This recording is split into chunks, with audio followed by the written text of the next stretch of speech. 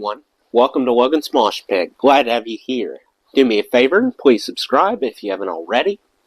Gather round, bookworms, because the time has come for a new episode of Rock and Read. As promised, today we'll read the second half of chapter 21 of the Tom Petty biography. If you missed part 1, you should go back and watch it so you won't be confused. Without further ado, let's get started. The people around him didn't know a lot about many things in Petty's life. He was isolated.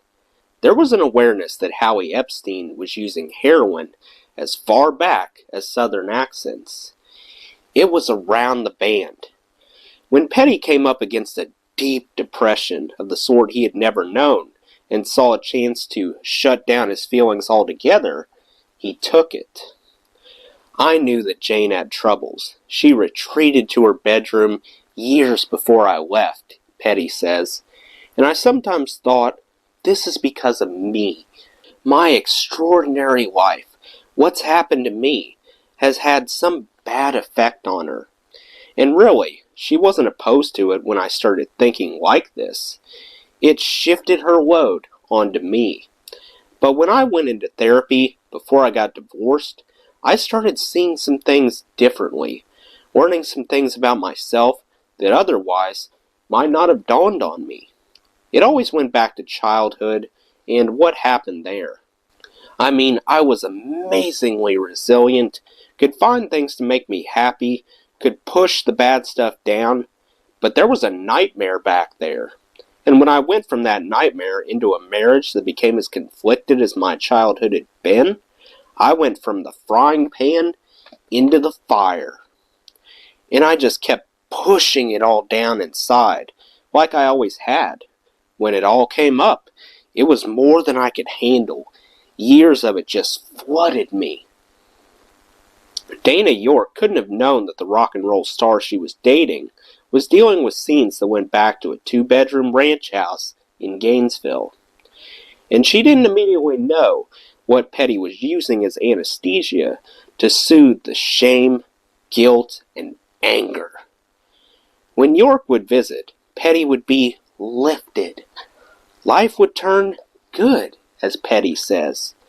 But when he was alone, there was nothing holding the darkness at bay. He was all the way in both directions. I was used to living in hell, Petty says. My parents' marriage was hell, and I lived through that. I lived through terrible trauma as a kid, and then I found myself in a traumatic marriage. But I managed to be somewhat optimistic, to see something ahead. I sometimes wonder if my career would have been more or less productive if it hadn't all gone that way, you know? Songs were a safe place to be, and I needed a safe place, so I went there a lot. Stevie Nicks cautioned Petty to watch what he was getting himself into with Dana York, not because of anything on York's side, but because of everything on Petty's side. I told him, well, don't sleep with her, says Nicks with a laugh. Right now, you're trying to heal what happened between you and Jane. You're still fighting that. You gotta fix yourself from this last thing. But when Nicks realized that Petty was doing heroin, she felt a door closing between herself and an old friend. I would never imagine, not in a million years, she says, that Tom Petty would start using. I mean, we used to sit around and drink, and we did coke and smoke pot, and that was hard enough on us. But if you'd have said to me that Tom Petty was doing that, I wouldn't have believed you for a second. No matter what Nicks felt coming between herself and Petty, when Dana did finally move to L.A., it was Nicks who offered her a place to stay in Santa Monica. That's how close we were, says Petty of his long friendship with Nicks. That was someone I would talk to about my more private thoughts. Stevie would visit me at the house, and she'd go, "You're moving too fast with Dana. You've just gotten out of this other thing. I don't think you should dive into this." But I told her that I was only seeing Dana every 2 weeks, and that there was no one else I was interested in. That I had been mad for this girl all my life. That's when she offered Dana a place to live. Then, by sheer coincidence, some gossip magazine, The Star or something, published a picture of me and Stevie, saying we were a couple, and Dana saw it on the plane, coming to see me one weekend. So Dana thought I was full of just using her while I was dating Stevie Nicks. Dana wasn't from this world of ours. Trying to take someone who's not from show business and convince them that this bull goes on all the time, that it's not real, it takes a minute. Dana felt weird about it all, and ended up renting a tiny little apartment.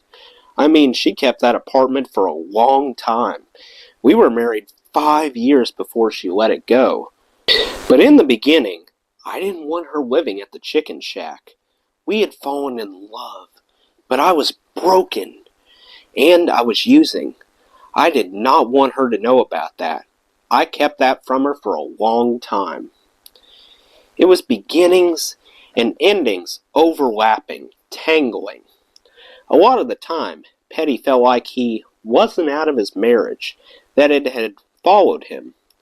Jane would call regularly, obsessively, and make threats if he said he was hanging up. After she got Dana on the phone, he finally had to change the number at the Palisades house.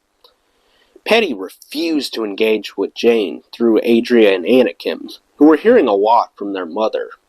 Jane told them that Petty left the marriage because of Dana, but Petty trusted that the girls knew better and waited it out. Amid it all, Dana York's young son Dylan saw a side of Petty that stood in stark contrast to what Petty's daughters were hearing about their father.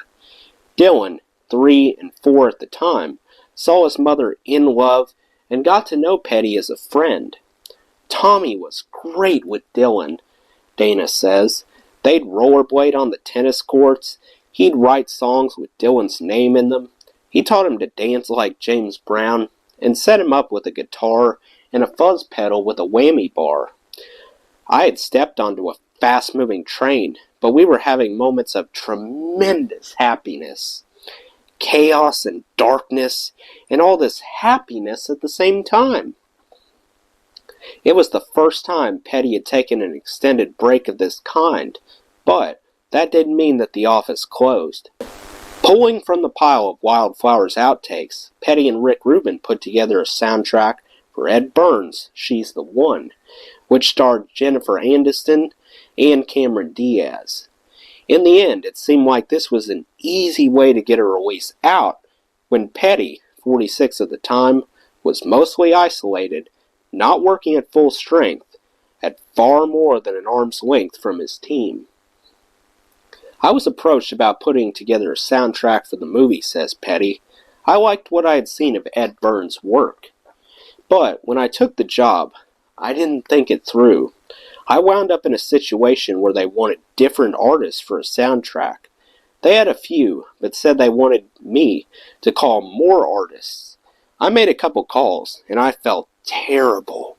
I went, oh my God, I'm one of those guys. I called Tony and said, I just can't do this. That's when Jimmy Iovine called and said, you should do it, but like Paul Simon did for The Graduate. Hey, bang it out. It'll be easy. You don't have to go to all these artists asking favors. Somehow, he talked me into it. I blame him. I shouldn't, but I wouldn't have done this on my own. After that, it was a matter of having a deadline, hurriedly doing some overdubs and mixing. I was completely off my game. I was doing something that went against my grain. Some people thought I was following up Wildflowers. Then, with everything being done at such an incredible rate of speed, so that the record could come out with the film, with me making my deadline, they held the film back 6 months. My record came out with no movie. I was so depressed. That just made me more depressed. The New York Daily News captured the general feeling of things after the album's release. His last album, the soundtrack to She's the One, sold only 490,000 copies, the sole commercial disappointment in his career. In an interview with the publication, Petty played down the album's importance to his catalog. It was marketed as a soundtrack and put in those kinds of bins, he says, and I didn't promote it. I think it's a good record, but I don't look at it as one of our normal albums. It went gold, but without Petty's spirit behind it. There was no hint in the article that anything was out of place in Petty's life, but he was getting into deeper troubles. I probably spent a month not getting out of bed, just waking up and going, oh. Lying there, he says, the only thing that stopped the pain was drugs. But it was stupid. I had never come up against anything that was bigger than me, something that I couldn't control. But it starts running your life. It went for a while before Dana and my family got involved, and Echo came in the middle of that mess. I'm lucky I came through. Not everyone does. My therapist said something to me that in that moment cut through all the clutter. People with your level of depression don't live. I said, you're kidding. No, he tells me, with this level of depression, people can't live. Maybe that was when I realized that in fact, I wasn't living, that I was heading in the other direction. Petty says he knew he wasn't doing his job when he went in to make Echo. For Mike Campbell, it was a period of time and a project that became something to get through. The man Campbell had worked with for so many years was only half there. By that time, Campbell was well established as Petty's partner. He had co-written some of the best-loved Heartbreaker songs, and he was a guitar player who never used a song as an excuse to show what he could do as a guitar player. Most of what he was capable of, he left out. Unless a song asked for it, he didn't play it. Mike Campbell wasn't there to give the white man something to do at shows. His interest was in songs and records. In the musician community, Campbell was viewed as the quiet presence who was Petty's equal in sheer consistency. With Echo, however, he had more to do than he had in the past. Petty was below decks for much of the storm. During Wildflowers, Petty and Rubin had worked through an abundance of material, picking the best. They'd meditate in the control room before sessions. All that was over. Echo didn't stimulate Rubin in the same way. He liked working closely with artists, and this artist was under a few layers that couldn't be unwrapped. Which meant that Rubin, too, wasn't as present. Campbell was the one who remained accountable. There was tension, and no one, true to Heartbreaker's style, was addressing it directly. There were efforts to change the mood. Rubin went to Barnes & Noble and purchased several magnetic poetry sets, the boxes of words intended for building phrases on refrigerators. I went through them all, explained Rubin, and took out all the little words, the and to and for, and then put the rest of them on a music stand. You know, the metal music stands? Then, when Tom had songs without words, just chord changes and melodies, he'd randomly look at words and make up sentences. I could show you specific lines he wrote that were words from the poetry set. It was remarkable and beautiful. He could draw on this pool of information to create the stories. His mind works very fast. But there were often sour feelings. I remember that there was a while where Tom was walking with a cane. It got bad. You do the best you can in whatever condition you're in, says Mike Campbell. We always strive for greatness. Sometimes we fall short. It was a hard record. That one definitely I don't put on. There were good moments, times we had fun. Doing Free Girl Now was fun here at my house. Tom was singing great, and we put a surveillance camera on his mic, a fisheye thing on Tom's face, and we had a monitor up to see it. He looked all warped out. The energy on that was good. I don't know how that album holds up against the others. Probably not that well. No matter his own condition, Petty was angry that Rubin left Echo before it was mixed, moving on to a Red Hot Chili Peppers project. We got up to do the mix on that record, Petty says, and Rick left right when we were going to mix. That infuriated me. So I mixed the record with Richard Dodd and Mike, and I changed the production credits to produced by Tom Petty and Mike Campbell with Rick Rubin, which pissed Rick off. But I thought, if you don't mix the record, you're not the producer. It was the last time they'd work with Rick Rubin.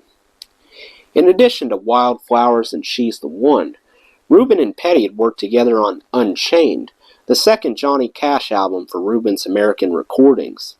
It was a brighter experience than Echo, coming on the heels of Wildflowers and before Petty started losing his way.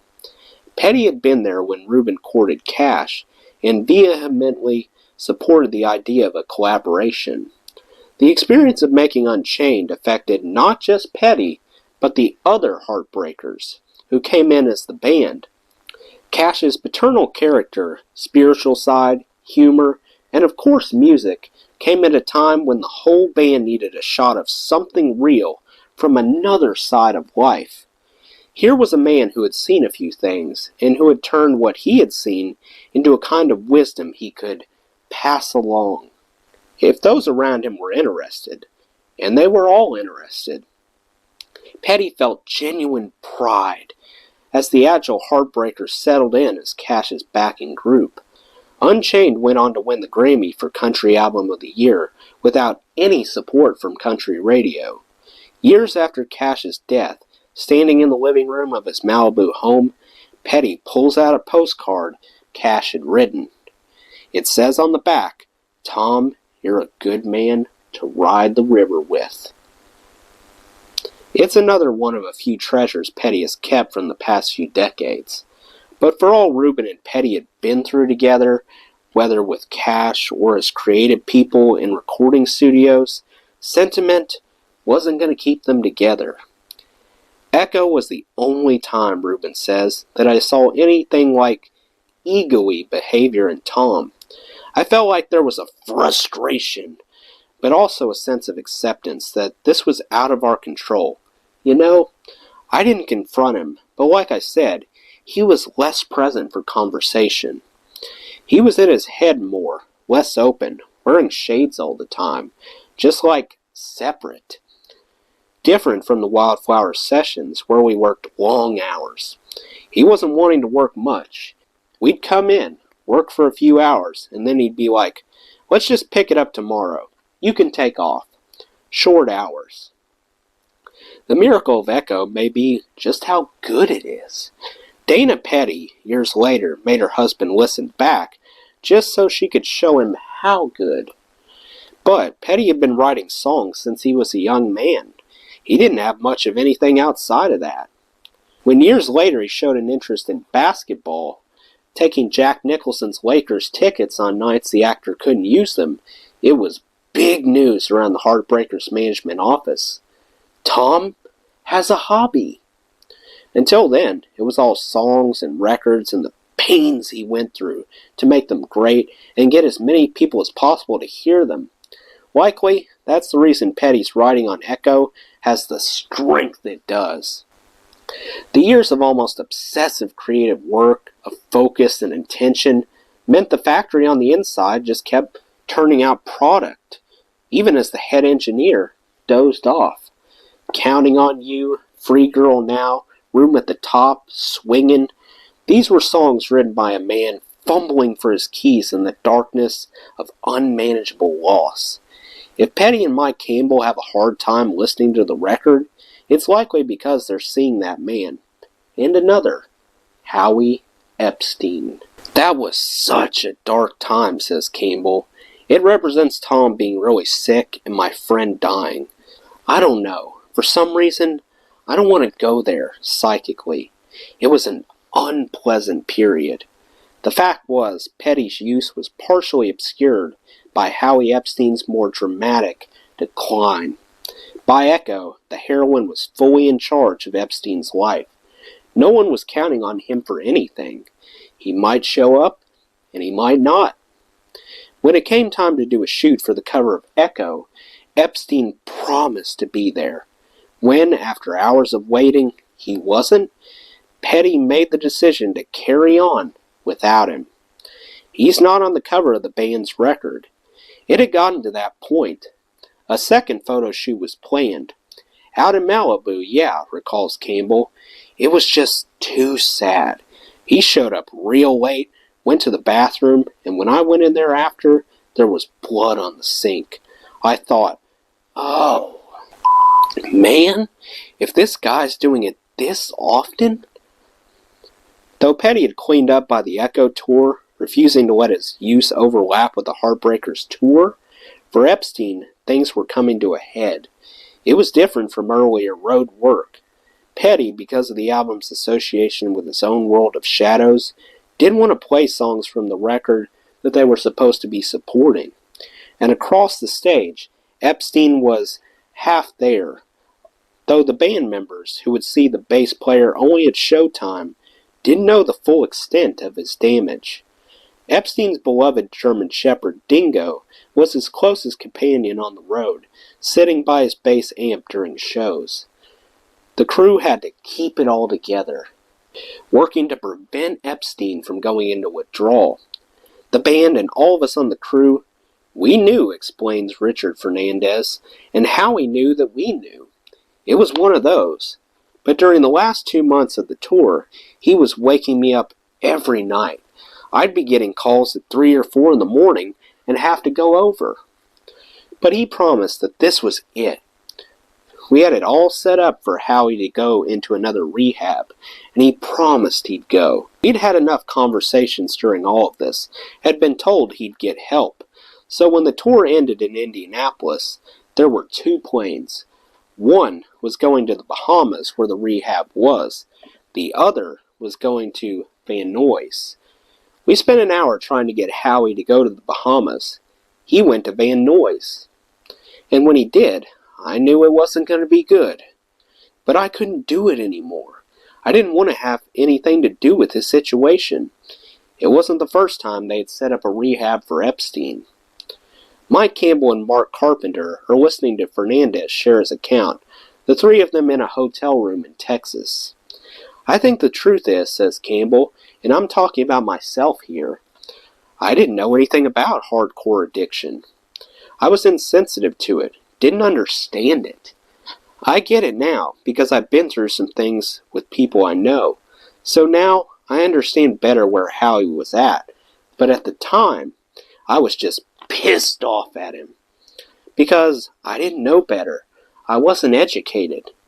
From what I know now, though, and what I know about where Howie was at, I don't think counseling would have done it. After the Echo tour, Howie Epstein would no longer be working as a heartbreaker. We were told we were being enablers, Petty says, and we were advised by these counselors to let him go. It was a brutal decision. I tried to tell him he could do it, that I had, and he could.